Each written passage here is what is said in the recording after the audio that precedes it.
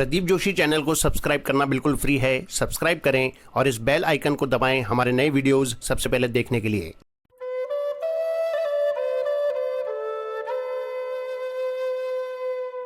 स्वामी रामसुखदास जी महाराज को शत शत नमन। आज का विषय है चुप साधन। महाराज जी के शब्दों में, परमात्मा तत्व की प्राप्ति का श्रेष्ठ से श्रेष्ठ साधन है चुप होना, अर्थात कुछ भी चिंतन न करना। यह सर्वोपरि करण निरपेक्ष साधन है। चिंतन करने से ही संसार का संबंध चिपकता है, कारण कि चिंतन करने, वृत्ति लगाने का अर्थ है नाशवान परिवर्तनशील वस्तु को महत्व देना। नाशवान को महत्व देना, उसकी आवश्यकता मानना, उसकी सहायता लेना ही तत्व प्राप्ति में मुख्य बाधा है।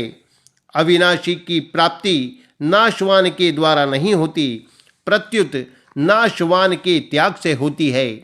जड़ के द्वारा चेतन की प्राप्ति कैसे हो सकती है?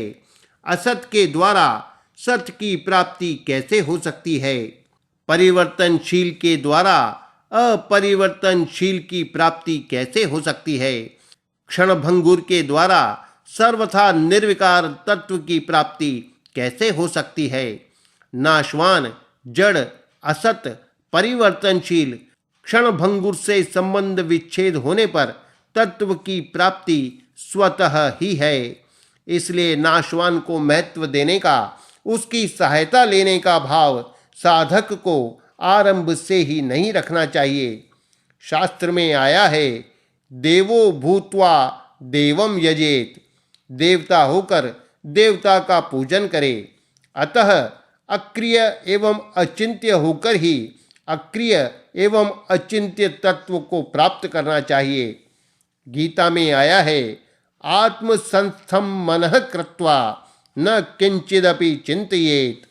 परमात्मा स्वरूप में मन अर्थात बुद्धि को सम्यक प्रकार से स्थापन करके फिर कुछ भी चिंतन न करे। तात्पर्य है कि संपूर्ण देश, काल, क्रिया, वस्तु, व्यक्ति, अवस्था, परिस्थिति, घटना आदि में एक ही परमात्मा तत्व है, अर्थात सत्ता रूप से ज्यों का त्यों परिपूर्ण है। देश, काल आदि का तो अभाव है, पर परमात्मा तत्व का नित्य भाव है। इस प्रकार साधक पहले मन बुद्धि से यह निश्चय कर ले कि परमात्मा तत्व है, फिर इस निश्चय को भी छोड़ दे और चुप हो जाए, अर्थात कुछ भी चिंतन न करे। न तो संसार का चिंतन करे, न स्वरूप का चिंतन करे और न परमात्मा का ही चिंतन करे। कुछ भी चिंतन करेगा तो संसार आ ही जाएगा, कारण कि कुछ भी चिंतन करने से चित्त अर्थात करण साथ में रहेगा।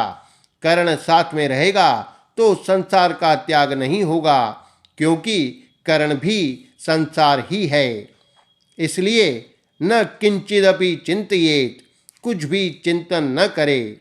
इसमें करण से संबंध विच्छेद है, क्योंकि जब करण साथ में नहीं रहेगा तभी असली ध्यान होगा। सूक्ष्म से सूक्ष्म चिंतन करने पर भी वृत्ति रहती ही है, वृत्ति का अभाव नहीं होता, परंतु कुछ भी चिंतन करने का भाव न रहने से वृत्ति स्वतः शांत हो जाती है। अतः साधक को चिंतन की सर्वथा उपेक्षा करनी है। कुछ भी चिंतन न करने के बाद यदि अपने आप कोई चिंतन आ जाए तो साधक उससे न राग करे, न द्वेष करे, न उसको अच्छा माने, न बुरा माने और न अपने में माने। चिंतन करना नहीं है, पर चिंतन हो जाए तो उसका कोई दोष नहीं है। अपने आप हवा बहती है, सर्दी गर्मी आती है, वर्षा होती है और उसका हमें कोई दोष नहीं लगता, दोष तो करने का लगता है। अतः चिंतन हो जाए तो उसकी उपेक्षा रखे, उसके साथ अपने को मिलाए नहीं, अर्थात ऐसा न माने कि चिंतन मेरे में होता है और मेरा होता है। चिंतन मन में होता है और मन के साथ मेरा कोई संबंध नहीं है। साधक में चिंतन न करने का भी आग्रह नहीं होना चाहिए। उसमें न मन लगाने का आग्रह हो, न मन हटाने का आग्रह हो, न मन को स्थिर करने का आग्रह हो, न मन की चंचलता मिटाने का आग्रह हो, न किसी वृत्ति को लाने का आग्रह हो, न किसी वृत्ति को हटाने का आग्रह हो, न आंख कान खोलने का आग्रह हो, न आंख कान बंद करने का आग्रह हो, न कुछ करने का आग्रह हो, न कुछ नहीं करने का आग्रह हो। नैव तस्य कृतेनार्थो न कृते नेह कश्चन। इस प्रकार कोई भी आग्रह न रखकर साधक उदासीन हो जाए तथा चुप हो जाए। उदासीन वदासीनो गुणैर्यो न विचाल्यते गुणा वर्तन्त इत्येव यो तिष्ठति नेंगते। जो उदासीन की तरह स्थित है और जो गुणों के द्वारा विचलित नहीं किया जा सकता तथा गुण ही गुणों में बरत रहे हैं, इस भाव से जो अपने स्वरूप में ही स्थित रहता है और स्वयं कोई भी चेष्टा नहीं करता। जैसे नींद लेने के लिए कोई उद्योग परिश्रम नहीं करना पड़ता, प्रत्युत स्वतः स्वाभाविक नींद आती है, ऐसे ही चुप होने के लिए कोई उद्योग नहीं करना है, प्रत्युत स्वतः स्वाभाविक चुप शांत हो जाना है। साधक दिन में कई बार काम करते करते 1-2 सेकंड के लिए भी चुप शांत हो जाए तो उसको वास्तव में चुप होना आ जाएगा, अर्थात जड़ता से संबंध विच्छेद तथा स्वतः सिद्ध तत्व का अनुभव हो जाएगा। फिर वह सब कार्य करते हुए भी निरंतर चुप रहेगा।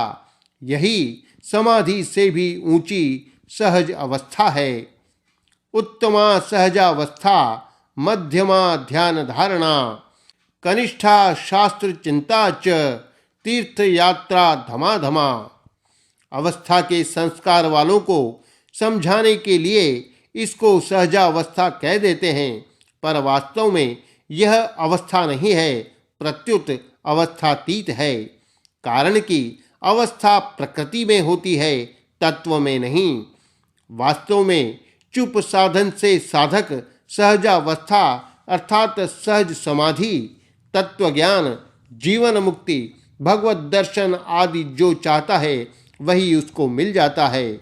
चुप होने से साधक स्थूल, सूक्ष्म और कारण तीनों शरीरों से सुगमता पूर्वक अतीत हो जाता है तथा उसका अहम अपने आप मिट जाता है।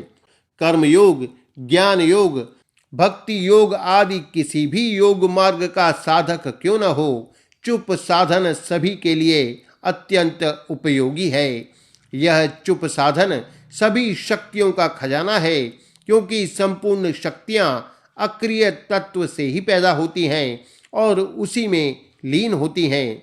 इस साधन से एक विलक्षण शांति मिलती है, जिससे राग द्वेष आदि दोषों को दूर करने की सामर्थ्य स्वतः आती है और अनुकूलता प्रतिकूलता का असर नहीं पड़ता। इतना ही नहीं, जो लाभ धर्म मेघ समाधि से भी नहीं होता, वह लाभ चुप साधन से हो जाता है। तात्पर्य है कि चुप साधन संपूर्ण साधनों का अंतिम साधन है, जिससे पूर्णता हो जाती है, अर्थात वासुदेवः सर्वम, अर्थात सब कुछ परमात्मा ही है, ऐसा अनुभव हो जाता है।